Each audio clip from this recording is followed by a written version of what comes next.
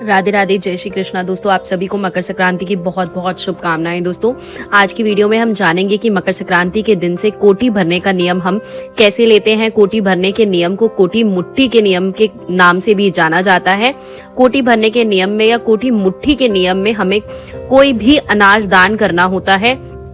आप कोई भी अनाज मुट्ठी भर के हम दान करते हैं, तो ये हम कैसे दान करेंगे, इसी पर आज का वीडियो है। कोटी मुट्ठी का जो नियम है ये मकर संक्रांति यानी संक्रांत के दिन से लिया जाता है। दोस्तों, संक्रांत के दिन सुबह सुबह नहा धो के अगर आपने पहले से कोई नियम लिया है तो पहले उसका उद्यापन कर देंगे। उसके बाद फिर हम कोटी मुट्ठी का नियम लेंगे। कोटी मुट्ठी का नियम लेने के लिए हमें कोई भी अनाज लेना होता है। आप चावल, गेहूं, बाजरा कुछ भी ले सकते हैं। मैंने यहाँ पर चावल लिया है। हम चावल ले लेंगे। अपने घर के मंदिर के सामने जब पहली मुट्ठी हम निकालेंगे तो संकल्प करेंगे, हे भगवान, आज के दिन मैं कोटी मुट्ठी का नियम शुरू कर रही हूँ या कर रहा हूँ। आप इस नियम को निभाने में मेरी सहायता करें और मेरी मनोकामना को पूर्ण करें। ऐसा कह के हम एक मुट्ठी अनाज किसी बर्तन में ले लेंगे, डाल देंगे। अब हमें रोजाना एक मुट्ठी अनाज दान करना है, तो इस तरह से एक मुट्ठी हमें चावल निकालने हैं दान करने के लिए। अब देखिए, रोजाना एक मुट्ठी चावल निकालने हैं और रोजाना दान करना है। लेकिन क्या है कि एक मुट्ठी चावल किसी के काम नहीं आते हैं, तो हम क्या करेंगे, किसी भी बड़े से बर्तन में या किसी पॉलिथीन वगैरह में हम दाल निकालना शुरू कर देंगे। जैसे मकर संक्रांति को मैंने एक मुट्ठी चावल निकाल दिए, उस दिन के बाद फिर हम क्या करेंगे, अगले दिन फिर हम एक मुट्ठी चावल निकाल देंगे, दान करने के लिए निकाल देंगे। उसके बाद अगले दिन फिर एक मुट्ठी चावल निकाल देंगे।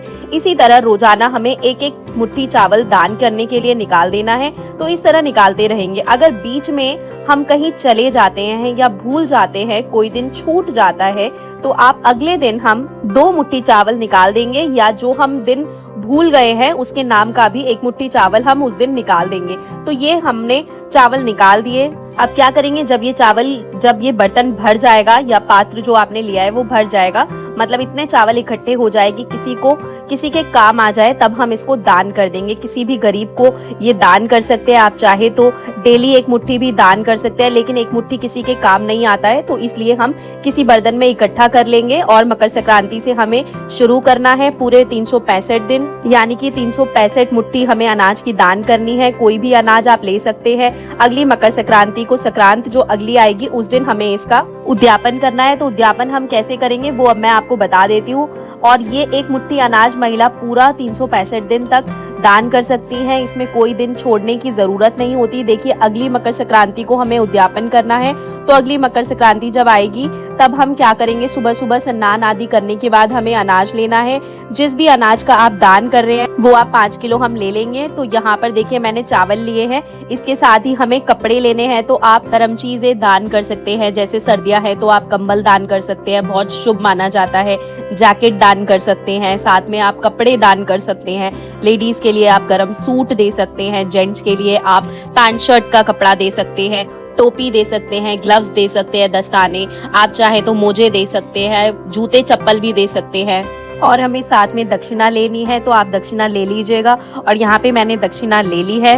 ये सारी चीजें हमें लेनी है। और साथ में आप मिठाई ले सकते हैं, रेवड़ी, मूंगफली आप ले सकते हैं। तो ये चीजें हम ले लेंगे। तो ये सारी चीजें हम दान करनी है। दान को आप कितना भी बढ़ा सकते हैं। जो जरूरी चीजें है वो मैंने आपको दिखा दी है। इसके अलावा आप चप्पल, जूते ले सकते हैं, चाहे शॉल ले सकते हैं, जर्सी ले सकते हैं, बाकी कितनी भी चीजें आप ले सकते हैं। लेकिन जो जरूरी चीजें हैं वो मैंने आपको अभी दिखा दी है। तो दोस्तों, 5 किलो हमें अनाज लेना है, साथ में कपड़े, दक्षिणा और मिठाई लेनी है। अब क्या करेंगे, चीजें एक जगह पर रखेंगे, अपने हाथ में थोड़ा सा जल लेंगे, इसके ऊपर से 2 बार हम हाथ फेर लेंगे, हम हाथ जोड़ लेंगे। इस तरह सारी चीजें मिनस देंगे। उसके बाद फिर हमें यह दान देना है। किसी भी गरीब को आप ये दान दे सकते हैं। आप चाहे आप पंडित जी को दान दे सकते हैं, आप चाहे तो आपके घर के जो आपके बड़े रिश्ते की महिलाएं हैं उन्हें भी आप ये दान दे सकते हैं। जैसे आप चाहे अपनी सासू जी को ये दे सकते हैं, अपनी ननद को आप दे सकते हैं, अपनी जेठानी को दे सकते हैं, किसी को भी आप ये चीजें दान दे सकते हैं। और आप चाहे ना तो आप किसी भी गरीब को ये चीजें दान दे सकते हैं दोस्तों। तो इस तरह से कोटी मुट्ठी का, ये कोटी भरने का नियम लिया जाता है दोस्तों। इस नियम का उद्यापन किया जाता है दोस्तों। आपको कोटी भरने का ये नियम कैसा लगा कमेंट सेक्शन में जरूर बताइएगा। और अगर ये वीडियो आपको पसंद आया हो, वीडियो आपके लिए थोड़ा बहुत भी यूजफुल हो, तो प्लीज वीडियो को लाइक और शेयर कर दीजिएगा। और अगर आप इस चैनल पर पहली बार वीडियो देख रहे हैं तो चैनल को सब्सक्राइब कर दीजिएगा। इसी तरीके से मिलती रहूंगी मैं आपसे अब अगली वीडियो में। अभी फिलहाल आप सभी को मेरी तरफ से राधे राधे, जय श्री कृष्णा दोस्तों।